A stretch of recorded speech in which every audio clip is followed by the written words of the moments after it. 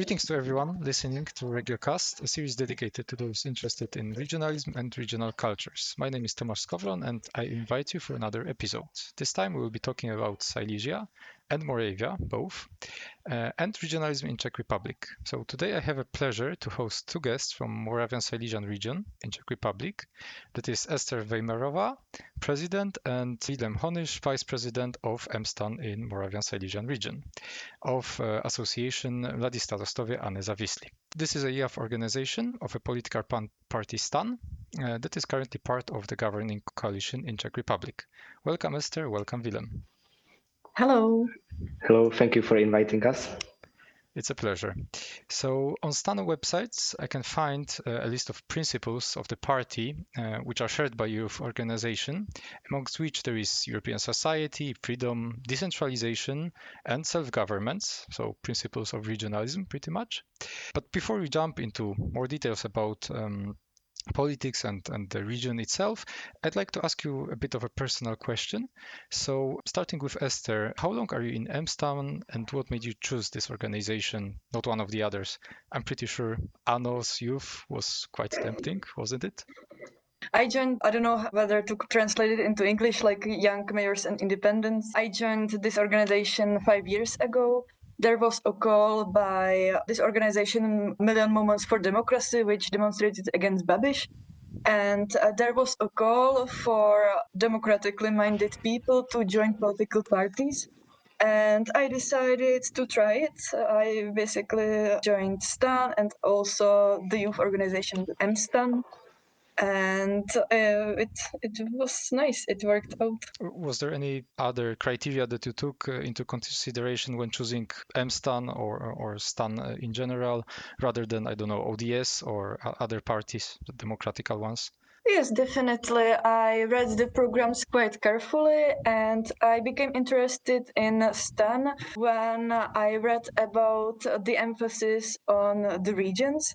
Unlike other parties, STAN grew from basically villages in eastern Moravia, which made them different and were like placing this importance and also the roots into the periphery of the country. Okay, so you must have felt that Prague is not treating every region of Czech Republic the same. So is that correct? I just feel like this is important and that people often feel that it is something worse to live in the regions and that they are lagging behind the large cities. And I like the idea that some movement was actually established in the regions. And you yourself live also in a small city, so to say, or is it a village? Yes, it's something, it can be a village, it can be a small town.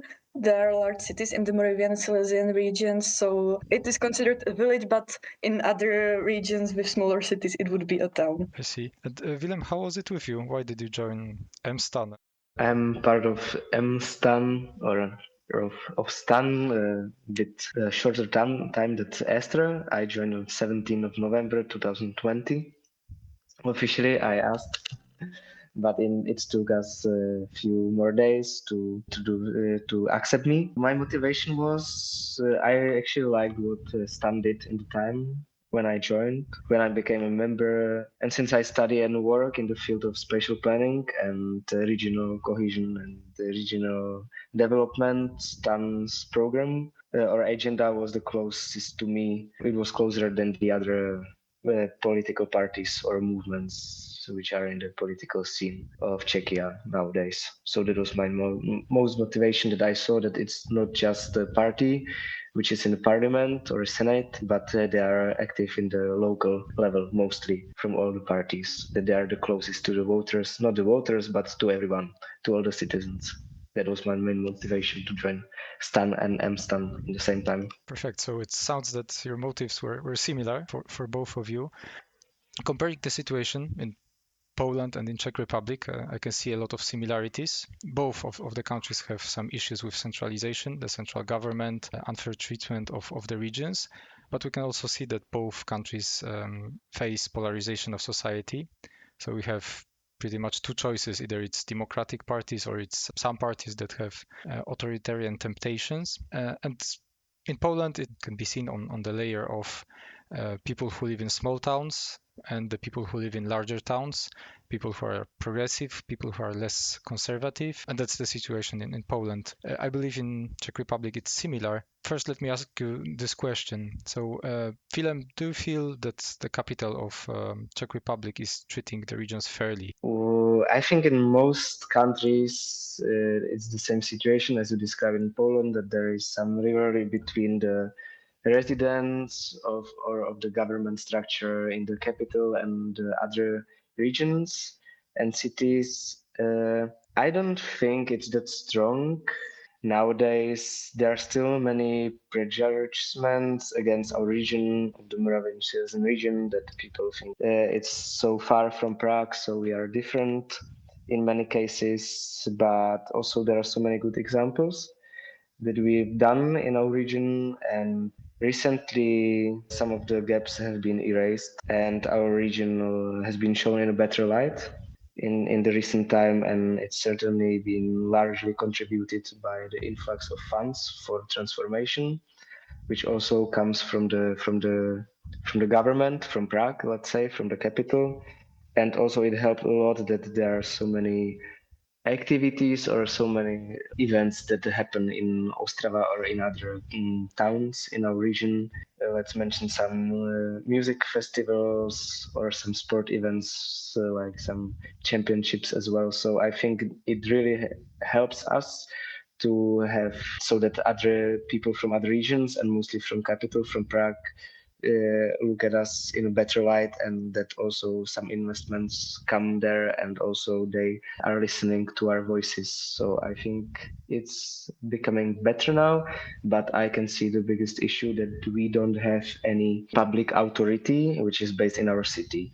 Like in Olomouc or in Brno, which are the regional cities, they have some courts or they have some authorities for different agenda of the government and of Czech Republic, but in Ostrava we are missing that. So that could be the biggest obstacle in my point of view.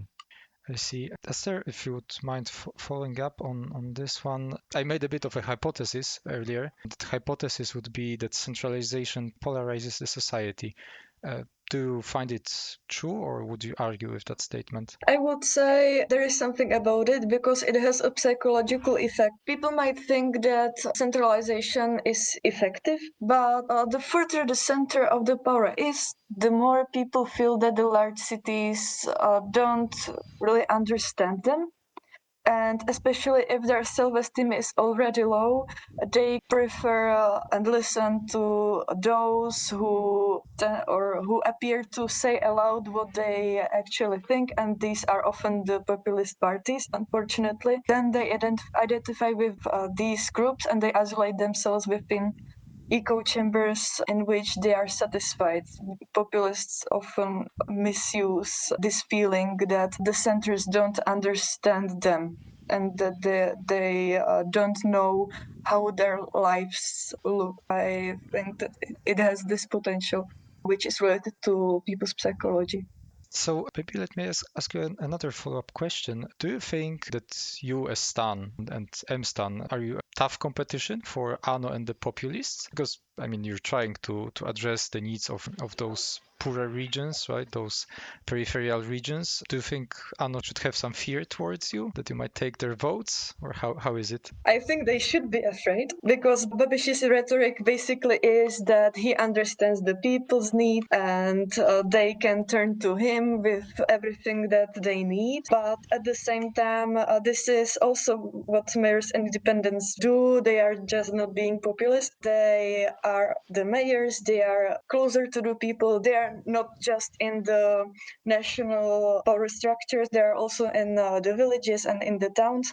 They are at a level that is closer to the people. Also, right now we have a campaign which includes talking to people in the street and gathering their support. And this is also something it also carries the idea of being closer to the people, which is what Babiš pretends to do, but we are actually the ones who do it. Well, having in mind the similarities between Czech Republic and Poland, I would assume that a lot of people in Czech Republic support the regional governments and they trust regional governments more than central government. For Poland, I believe there were studies and it was proven that people prefer local politicians or local councils rather than the parliament. I don't know, do you have such data or any confirmation that might have been done in Czech Republic? Or how Yes, it is true. Okay. It's the same in the Czech Republic. Okay, so moving a bit forwards, let's talk about the elections, which is pretty much the core of the political life cycle, and that's the ultimate test of any political party. So let me ask you, how did the recent elections, the regional elections in Czech Republic, go for MSTAN? I think from the objective point of view, we didn't have regional representatives before the elections, then we were the second. Just behind ANO, we gained almost 15%. And you might think that it's good, but actually, when the coalition was being made, we were really disappointed by the attitude of the winning ANO. It is a tradition, for example, to have the leader of the opposition to be in the controlling committee. But for some reason, ANO really filtered the people they wanted in the committees. They didn't choose our leader as the leader of the opposition. They chose someone else. They really carefully thought about who they will appoint to committees. It is a democratic tradition to ensure some democratic principles, but they just ignored the rules that were existing, and they basically did what they wanted to do, and I think it's really disappointing. These traditions are there for a reason, aren't they?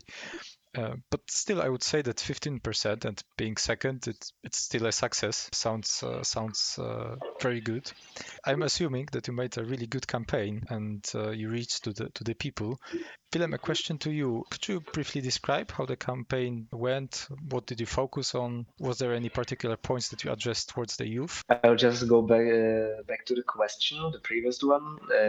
I think the results in the regional elections are copied.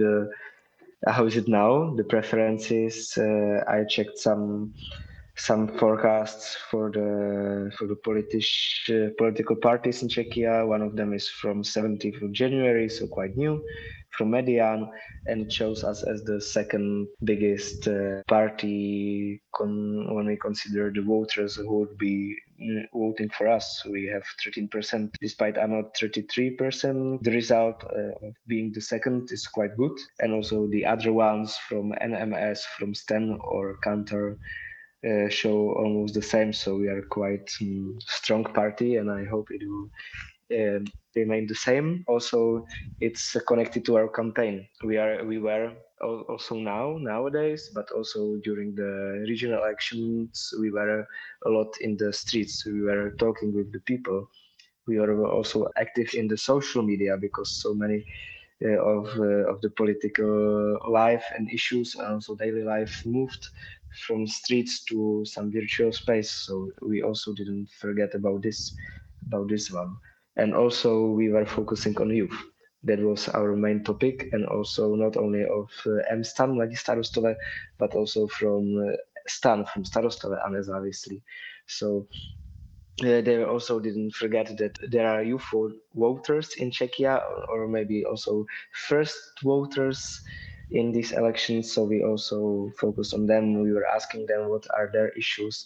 We were focused on like the educational issues that we have in Czechia, about about youth participation, about housing, about youth families. So those were the points that young voters are very close to, and I think it was worth it because we were also getting some feedback that it really is some topic that is needed, and no other political party is taking it into account.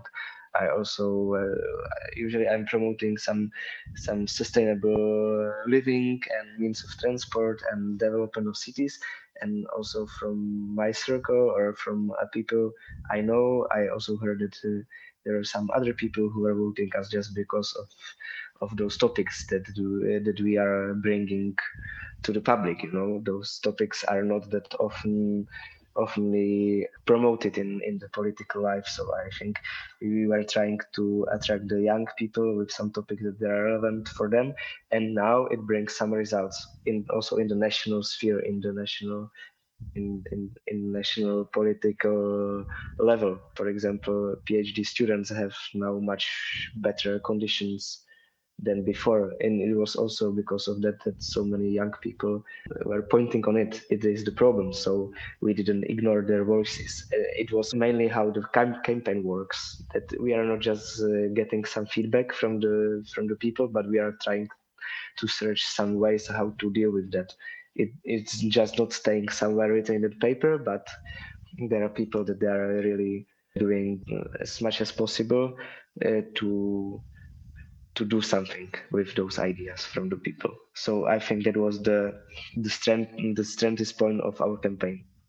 It was just communication and bringing some results. After the campaign, did any young people join your organization? Did you see incoming applications, or do you think that there's still a problem with engagement, right, of young people, not only the capability to vote, but also to do something, to act in politics? There was a wave of new members, but it wasn't after the regional elections. It was after the European elections, because there were many volunteers who were previously involved with one of the candidates. Then they were volunteers in the European elections, and then they joined MSTAN. After the regional elections, I didn't notice anything significant. It was just people joined all the time. It wasn't just as significant as in the previous elections, but people are generally interested. They have many reasons, just like Vilém and I had. They also have their own lives, their own topics, and then something happens that makes them do the step of finding our website and sending the registration. I see. So maybe the local elections are not as interesting as the European ones. Do you think that would be true? I don't think so, because there are many people in MSTAN who like regional topics. They say it at the interviews. I, as the regional president, talk with a person who is interested in joining MSTAN. They are often interested in regional issues. It's just the regional elections are not something that is significant, or that is a significant cause of people massively joining. It was like this because of volunteers simply who previously wanted to help Danuše Nerudová, who was a candidate for Czech president. Then she joined STAN and she ran for the European Parliament. So the volunteers who helped her in the presidential campaign also joined the European campaign, and they began to communicate with MSTAN during the campaign, and then they joined MSTAN because they found out how good MSTAN is. So this is why, basically, because there were so many volunteers, but otherwise it's more like a natural process.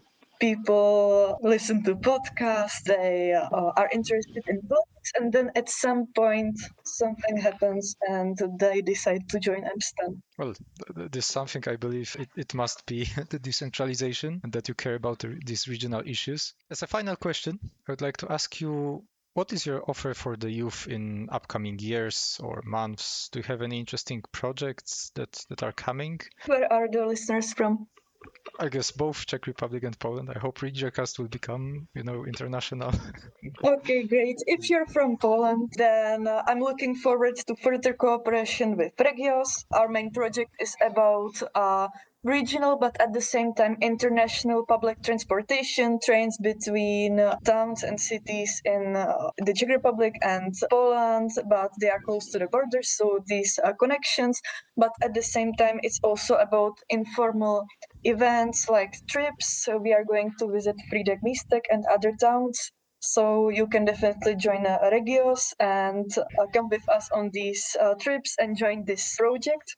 of supporting transnational transportation. And if you are from the Czech Republic, you can definitely join the Moravian-Silesian Mstan. We have a new project. We have decided to not only to cooperate with regions that are geographically close, which is both Silesia, which is the rest of Moravia, but we decided to focus on similarities in our history. Now we are communicating with Mstan in the Ústí and Karlovy Vary region, with whom we share industrial and mining history. And we are organizing these so-called coal holidays, which are weekends with a specific theme. It is about restructuralization, moving from this strong industrial and mining history and recreating the economic of the region.